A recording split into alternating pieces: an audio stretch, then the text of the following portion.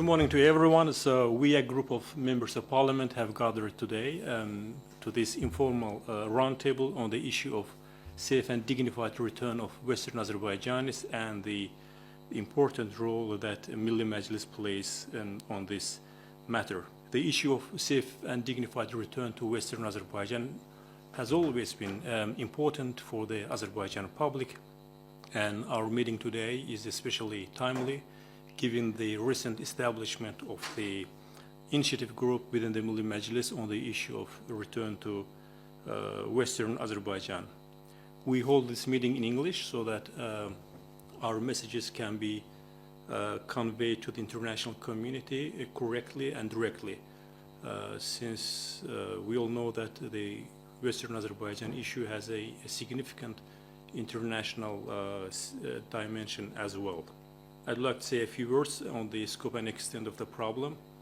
I will, by starting to reference to President İlham Aliyev's statement at the recent Shusha summit, in which he put the number of Azerbaijanis expelled from modern-day Armenia in millions.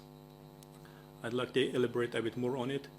According to the Russian census of 1897, 25% of Azerbaijanis of the South Caucasus used to live in the modern territory of Armenia. Today, there is no single Azerbaijani left in those areas. All of them were expelled. But what does, in terms of numbers, it means that over 2 million of our citizens of Azerbaijan, are themselves expelled or are descendants of those who were expelled from Armenia, all of whom enjoy the right to return under international law. The Azerbaijanis from the territory of Armenia, they call themselves Western Azerbaijanis, and everyone else call them like this. And they also call the area, their ancestral lands, as Western Azerbaijan. This is called under international human rights law self-identification, and self-identification is a basic human rights. And the Azerbaijanis from Western Azerbaijan, they have been fighting for their right to return for decades. They organized themselves in an entity which is called the Western Azerbaijan Community. They published a concept of return in which they state that they do not accept injustice incurred on them by Armenia, and they basically put priority enabling their right for a safe and dignified return to their ancestral lands, which is a basic human rights from the Universal Declaration of Human Rights and from all subsequent human rights, international human rights conventions. And what's more, the Western Azerbaijan community reached out to the Armenian government with a proposal of dialogue on the issue of return. Unfortunately, the government of Armenia has failed to respond to this important call, in which actually Western Azerbaijan community stressed their commitment to the international law and the principle of territorial integrity. As I said, the cause of Western Azerbaijan and return to Western Azerbaijan is like decades old, but we have to say that the visit by Mr. President İlham Aliyev to the Western Azerbaijan community 2 years ago, specifically on the 24th December 2022, gave a new impetus to the activity of the Western Azerbaijan community. President İlham Aliyev gave a historic speech there, giving let's say, a new blessing and guidance to this decades-old cause. And I would like to stress one important aspect, because we hear from time to time that this issue is new to the international in international relations, but it's not correct. Both the government and the parliament of Azerbaijan have always supported this cause, And this issue was included in all major international documents relating to the peaceful resolution of the former conflict. It was including in some of the UN Security Council resolution of 1993. Certainly the President's emphasis on this issue in all major international formats has ensured that this issue is being taken seriously as one of the priority issues when it comes to maintenance of regional peace, security, and justice.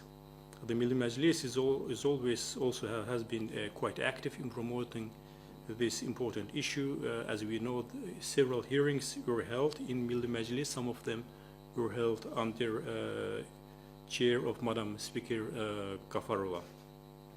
So the recent establishment of the initiative group, which comprise MPs not only from Western Azerbaijan but also from all from various regions and from various parties, which indicate a strong cross-party support. It's a very important step. We believe it's going to have a role not only in legislation but also in parliamentary diplomacy and awareness raising. So this is my, let's say, introductory remarks. I'd like to stop here and introduce next speaker, Mr. Chamal Jafarov, Member of Parliament. Mr. Jafarov has also important role within the Western Azerbaijan community as the acting chair of the youth wing. Mr. Jafarov, floor is yours, please. Thank you very much, Mr. Mammadov. First of all, I would like to thank the Madam Speaker of the Azerbaijani Parliament, Mrs. Saiba Gafarova, for her support to our cause. As you know that recently she, with her decree, established an initiative group to return to Western Azerbaijan, and today's roundtable, I believe, is another manifestation of her personal support to our cause. Dear colleagues, today it's an honor to speak about an issue and that resonates deeply with us all, and the establishment and mission of Western Azerbaijan community. And this community is not just an organization. It represents the collective memory, shared history, and enduring hope of the people who far too long have been displaced from their rightful homes. The Western Azerbaijan community was born out necessity, established to advocate for the rights of the Western Azerbaijanis who were forcibly expelled from their ancestral lands where their roots run deep. For generations, we cultivated these lands, raised families, and contributed to the cultural and historical tapestry of the region. However, the historical injustice forced us into exile, and today the wounds of that displacement remain open. But this community is about more than remembering a painful past. It's about forging a hopeful future. Our mission is clear: to protect rights of Western Azerbaijanis, to document and preserve our cultural heritage, and most importantly, to advocate for our people's right to return to homes and in dignity and peace. And we stand for justice, but our call for justice is rooted in fairness, respect for international law, and universal principles of the human rights. The activities of the Western Azerbaijan community have already begun to make a significant impact. We have worked tirelessly to raise awareness of the historical injustice faced by our people. Through advocacy, outreach, education, we have ensured that the world knows our story, that this is not just a political issue, but a humanitarian one. We have engaged with international bodies, scholars, and legal experts to ensure that the voice of Western Azerbaijanis is heard on the global stage. One of the most memorable moments in this journey came with the written declaration signed by the members of the Parliamentary Assembly of the Council of Europe, affirming the right of the Western Azerbaijanis to return to our homeland. This declaration was not just a political statement. It was also a symbol of solidarity, of recognition, and of the universal right of displaced people to return to their homes. It's a testament to the international community's acknowledgement of our plight and their commitment to addressing it. This declaration reinforces the principle that the right to return is not a privilege. It's a fundamental human right, enshrined in international law. It reminds us that the path to peace and reconciliation begins with justice. And the justice for Western Azerbaijanis means that right to live in our ancestral lands, to rebuild our communities, to restore the rich cultural and historical ties that have been severed.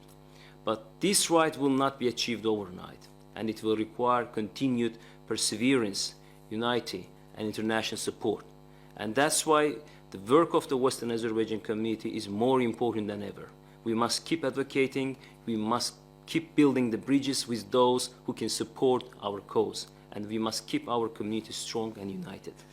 Today, as we gather at this roundtable, let us remember that fight for the right to return is not just a legal or political battle, it's a deeply human struggle for identity, for belonging, for the right to reclaim what was unjustly taken.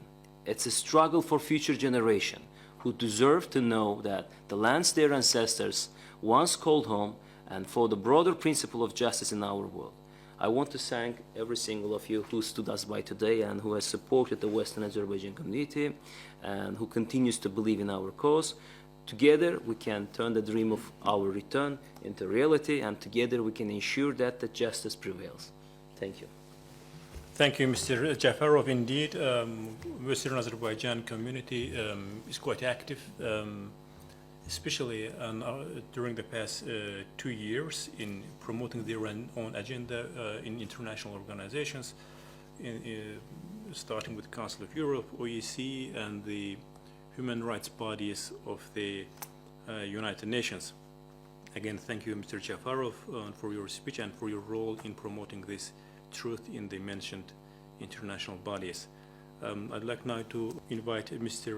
Ismail Zada, himself a distinguished scholar, also a member of parliament from Lankaran. I believe you are going to address social and cultural aspects. Thank you.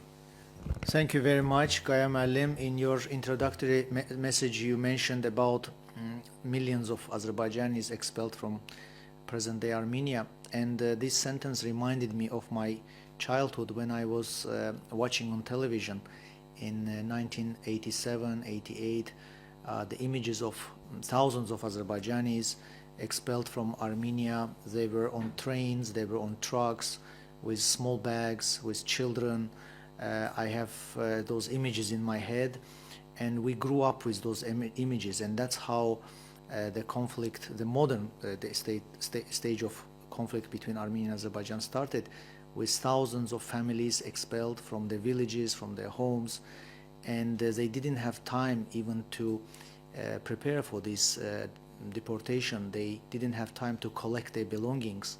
It happened within several hours overnight. And this deportation, this violent expel of Azerbaijanis laid foundation for larger conflict between Armenia and Azerbaijan and subsequent occupation of Azerbaijani lands. But it also reminded me that the deportation started not only in 1987. We have experienced such deportations in Soviet times, before Soviet times, in the beginning of 20th century, where some, let's say, violent attacks by Armenian military formations on Azerbaijani villages. Especially I remember reading about Andranik and his violent attacks on Azerbaijani villages, which caused massive deportations and expel of Azerbaijanis. So this process continued throughout the 20th century.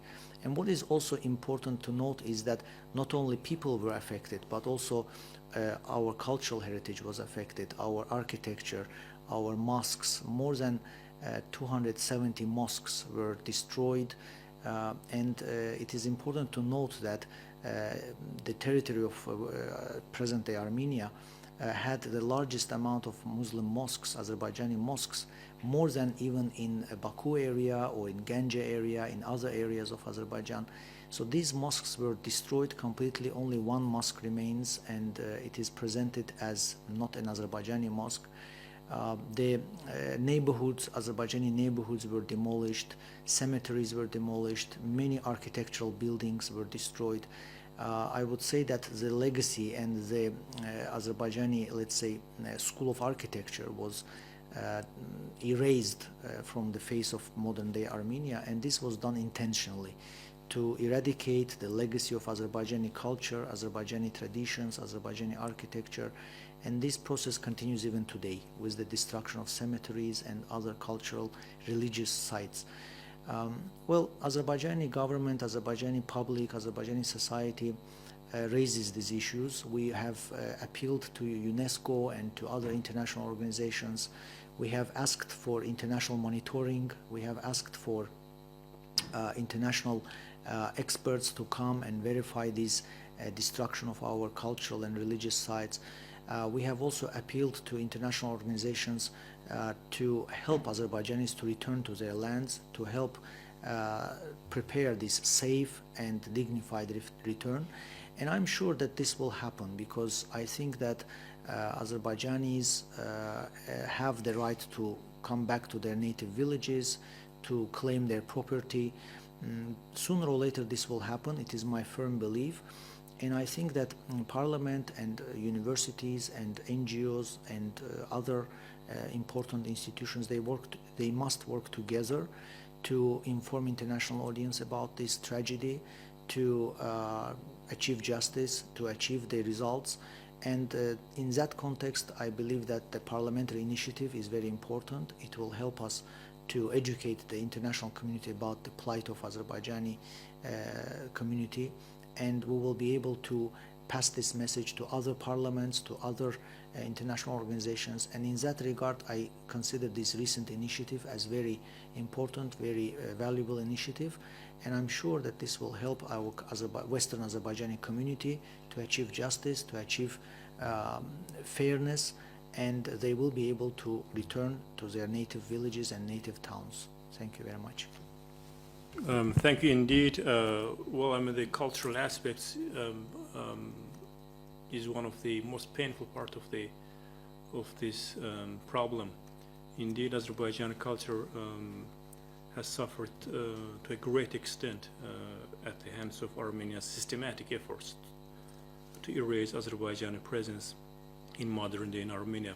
And the damage to Azerbaijani culture does not limit to monuments only. So Azerbaijan intangible cultural heritage also took a heavy blow.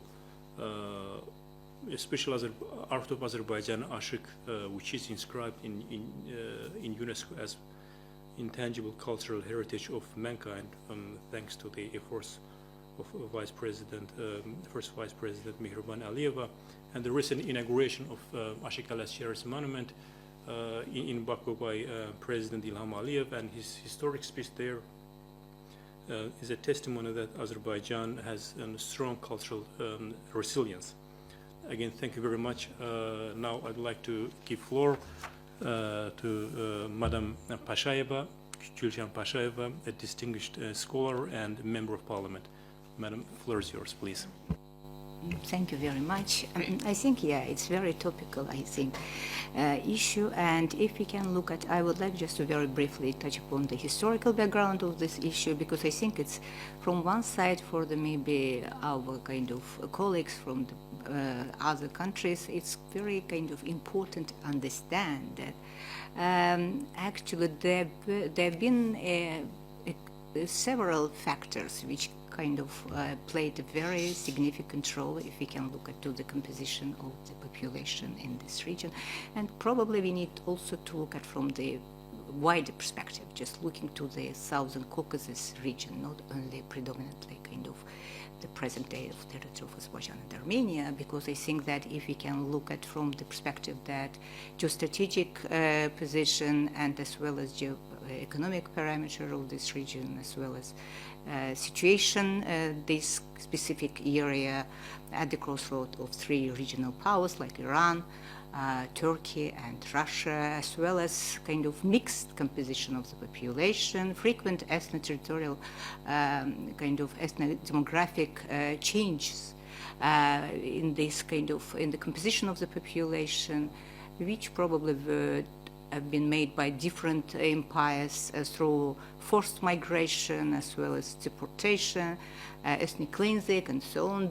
All of these factors actually played a significant role. We can look at why we have this kind of situation in this region. From this perspective, we can look at what we're talking about Western Azerbaijan, actually that region, and actually Karabakh itself, and this other territories on the border region between Persian Empire, Ottoman Empire, and Russian Empire. We can see this kind of mixed composition. Then they started to change the religious and ethnic kind of balance within the region, and then entire, if you can look at to the during the course of 19th century, entire course of 19th century, we can see this kind of change, serious change, tremendous change, we can say, of ethnic composition of the region. And then we have this situation when, after the disintegration of Russian Empire, when three countries, Azerbaijan and Armenia and Georgia, emerged in this territory, which actually, unfortunately, that states, they just, functioned in a very short period of time. And then again, Bolshevik came and again started to play their own role with this divide and impera kind of policies, putting some kind of strange borders between these countries. All of these issues actually created this kind of difficult, how we can say, the situation between the Azerbaijanis and Armenians.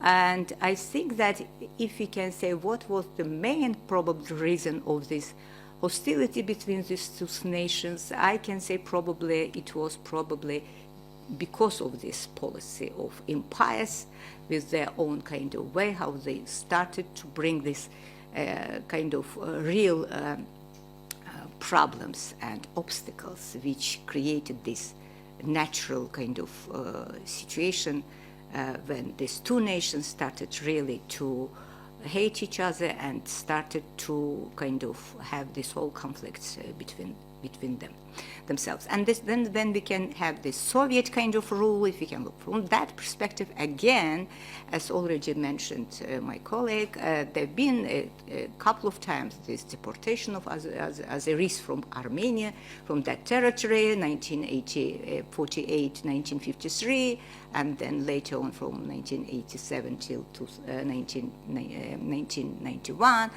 This kind of waves of this kind of deportation of Azerbaijanis from Armenian present-day territory created this kind of mono-ethnic Armenia when we don't have any Azerbaijani there, and then they actually, during that time, the main idea was, if we can look at why we had this whole of this situation, probably because of this Karabakh cause, as we already know in the world. Everyone talk about Karabakh, but nobody talk about this kind of very important cause as well, which was somehow forgotten. But we need to at least bring this cause as well from the perspective that it should be some symmetry between these two courses. Because if we can look at from the legal perspective, then we can see that it was very skillful policy when they created this autonomy during the Soviet time, 1923, in Karabakh.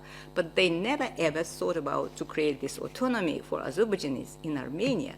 In that case, then we can talk about right now in the kind of, with the Western kind of scholars, they sometimes know about the Karabakh case, and there have been a lot of, for example, papers, books, and so on, which kind of elaborate this issue, but nobody really seriously looked to the case and fate of Azerbaijanis from Armenia, which I think that right now is very important to at least raise awareness about this specific cause as well. Thank you. Thank you, Madam Peshayeva. Thank you very much indeed. Historical part is one of the most complicated part of the problem, showing the painful pages of this history. As for the role of outside powers, certainly South Caucasus is one of the regions where diverse interests of various major powers diverge here. But when it comes to the injustice incurred on Azerbaijanis and on Azerbaijan and in general by Armenia, I think we need to be quite clear in this regard. Primary responsibility lies with Armenia. So it was Armenia's choice to make themselves, let's say, tool at the hands of outside powers, if that happened. Anyway, now I'd like to turn the floor to Member of Parliament, Ms. Valieva. Ms. Valieva is going to talk about the role of civil society, I believe, and some thematic issues like environment. Please. Thank you very much for giving the floor, and I also would like to thank the head of our National Assembly, Milli Majlis, to support our idea to establish this initiative group in order to strengthen our advocacy for the right to return. Armenia's actions against Azerbaijanis go beyond forcibly expelled them from their native lands. As my colleague Ismail Zayed mentioned, in addition to destruction of Azerbaijani cultural heritage, and Armenia also caused some severe environmental impact, environmental catastrophe in the places where once lived by Azerbaijanis, by Western Azerbaijanis, and reckless mining operations destructed the environment here where our Azerbaijanis formerly inhabited, and these operations caused to make these areas uninhabitable. This mirrors also Armenia's illegal mining activities in Azerbaijan's internationally recognized territories when they were under Armenian military occupation.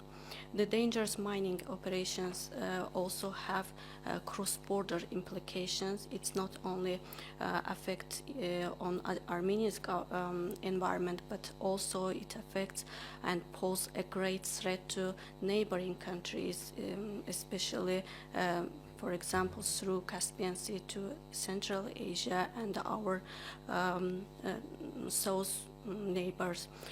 Evidence-based data and studies that generated by NGOs, conducted by NGOs, show clearly that in the mining industry of the Republic of Armenia, the internationally recognized and acknowledged environmental norms and standards are grossly violated.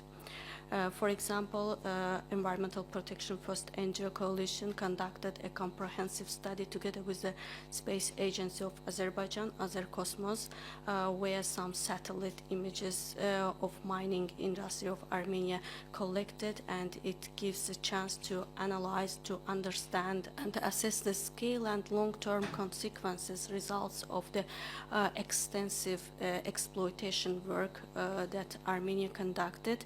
And this study report presents 26 ore mining deposits where they extensively carry out some exploitation work, and we have some space imagery. I would like to show some pictures to you. There is a difference 6 years, and you can obviously observe deforestation in these places. And here we have another evidence. You can also look at this, and the primary focus on these pictures that the mining operation deposits located near to river sites, river basins, which means that they discharge highly chemical toxic materials to the rivers, and also they use some poor water from the rivers during the processing. And here some pictures. You can see cyanide that dissolves to the poor water in rivers and how they degrade to soil. It is Kazan Suchai. Another in that study NGO prepared, it is a mineral resources map that shows how Armenia located their mining industry facilities and also some actions. Primarily you can see that Armenia is geographically located in the upper basins of Kur and Araz rivers, which flows through Azerbaijan, any mining activities in the rivers such Arpa Chai, Aparan Chai, Megri Chai, Zengi Chai, Vedi Chai, Bazar Chai, etc. They are located in the upper and middle reaches of Kür and Araz rivers. That means that it has direct negative impact on our country, including neighboring countries through Caspian Sea. So you can also observe here the proximity of mining to river sites. It means again pollution of the rivers, fauna, flora, marine life, and also moreover the mining process use river waters. As a signatory to UN Espoo Convention and also Aarhus Convention, Armenia is obliged to consult with neighboring countries when their activities has a transboundary impact. In many cases, they should consult to get a consent from Azerbaijan side and also neighboring countries before conducting such acts, such activities. So civil society engagement is crucial for environmental protection and saving our planet, as you know. To date, for example, over 150 international NGOs, non-governmental organizations from 40 countries signed petitions, issued statements, then addressed written open letters to Armenian government in order to demand environmental accountability. As in the environmental case, civil society action, their meaningful engagement of civil society and their role is vital, is crucial for in advocacy and promoting the rights of Western Azerbaijanis. And Western Azerbaijan itself also as an NGO tirelessly advocate for safe and dignified return of expelled Azerbaijanis to their ancestral lands. And a safe return also involve to stop this ecocide in our formerly inhabited areas where we displaced ones. And these actions, as my colleague mentioned, clearly violates the international human rights instruments such as UN Universal Declaration on Human Rights, Universal Covenants on Civil and Political Rights, and the Framework Convention on National Minorities, and etc. And the establishment of this initiative group on return to Western Azerbaijan is a crucial step for us to strengthening and to gather our power forces for advocacy for the rights of Azerbaijani refugees from Armenia at the parliamentary level. Our demand is clear and straightforward. We do not question and challenge Armenia's territorial integrity as well as sovereignty of them. It is not a territorial claim, but our issue is human rights issue. We call on Armenian government to restore our citizenship, to enable peaceful, safe and dignified return of Western Azerbaijan to their homeland where they were displaced. And I see significant role of Parliament in leading a national public awareness in parliamentary level as well as in national level.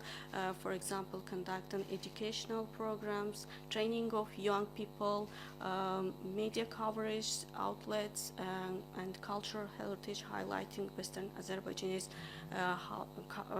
culture and preserving their heritage. And also I see the significant point that our parliament can collaborate and strengthen their collaboration with civil society organizations to involve them for advocacy to return to our homeland. Thank you. Thank you. Thank you indeed, Ms. Valieva, for your very insightful coverage of environmental issues, whereas the cross-border impact of Armenia's reckless mining activities have long been known, but it's quite striking to see that those dangerous mining activities greatly overlap with the former places of residence of Azerbaijanis and where they're supposed to return. That gives a reason to thought. Our next speaker is Mr. Tural Ganjaliev, MP from the Khankendi electoral district. Before I give floor, I'd like to add a few words that the fact that Azerbaijan restored its territorial integrity and sovereignty in line with the international law has increased the prospects for lasting peace in the region on one hand, but also it increases the hopes, at least among Western Azerbaijan, for a safe and dignified return. Now I'd like to turn the floor to Member of Parliament Janzaliyev. Sir, the floor is yours. Thank you, Mr. Mammadov, dear colleagues. It is indeed a very great honor for me to be a part of this very important discussion where we discuss the fundamental human rights that belong to human beings and the very idea of human rights and the foundation that we build up the rights belonging to human and the right of return and the right to property. So without these rights, it's impossible to imagine the human beings functioning and living their lives. As you have mentioned, for 30 years, unfortunately, as a member of parliament, as a citizen of Azerbaijan, I have been deprived of my basic human rights, returning back to my home, living in my own home. Unfortunate occupation of our lands deprived us very important fundamental rights, but now we enjoy the right of return and the right of property, not in full capacity because we have still some obstacles. For example, the mining problems that still creates very big problems before the former internal displaced people who would like to return soon. But unfortunately, we understand the situation, the security situation. That's why it's very important to highlight the dignified return of the people to their homes. Unfortunately, other problems that has been created by Armenia during these years, but you know, we never gave up. We believed in justice. We believed in the execution of the human rights. That human rights very important. Peaceful return is very important. But unfortunately, sometimes the real politics that runs our lives, unfortunately, not always support the idea of the human rights. As I've mentioned, for 30 years we have been applying many times to the international organizations. As a member of parliament in my previous activities, we have been calling to the international organizations, to the international parliamentary platforms to support our idea to return back. But unfortunately, nobody added value. Just saying common words, giving common statements that yes, you are right, you have fundamental rights, you have a right to return, you have a fundamental right to your properties. But practice showed that we, as the Azerbaijani government, Azerbaijani citizens, took the initiative to our own hands, and we have been able to return. But here comes another very important question, the right of return of Western Azerbaijanis, because we have waited for 30 years for our rights to be implemented. But unfortunately, we have the Western Azerbaijanis still waiting for, I would say, for centuries, returning back to their homes because they have been deprived of their basic rights. But I believe that justice always prevails, as justice prevailed in our case, in the case of Azerbaijanis expelled from the Karabakh region of Azerbaijan. I believe that the Western Azerbaijanis shall return back to their homes. Peacefully, dignified return must be our main focus, our main goal. But at the same time, we have to also bear in mind that fundamental rights start with the action. So now we have to support the idea of return of Western Azerbaijanis using all international platforms, calling international organizations to the plight of Western Azerbaijanis, because again, we have also many casualties that we have been subjected through these years. For example, personally, me and my family, we went through hardships, difficulties during these years, moral compensation, restitution, reparation, and other difficult hardship inflicted upon Azerbaijanis from Karabakh, also from Western Azerbaijan, still on the agenda. So we have to approach these issues in a complex way, systematic way, and we have to believe again for justice, but we have to also act as soon as possible in order to restore, in order to help contribute to Western Azerbaijanis to return to their homes in a peaceful way. Thank you. All right, I think we had rather productive and insightful discussions. I'd like to thank all my fellow MP colleagues for their contributions on legal, historical, educational, cultural, and environmental dimension of this problem. As we have heard, this is not a matter of territorial claims, but an issue that is deeply rooted in human rights. Clearly, the Milli Majlis has a critical role to play further in this regard, whether through legislative initiatives or diplomatic efforts or awareness-raising campaigns.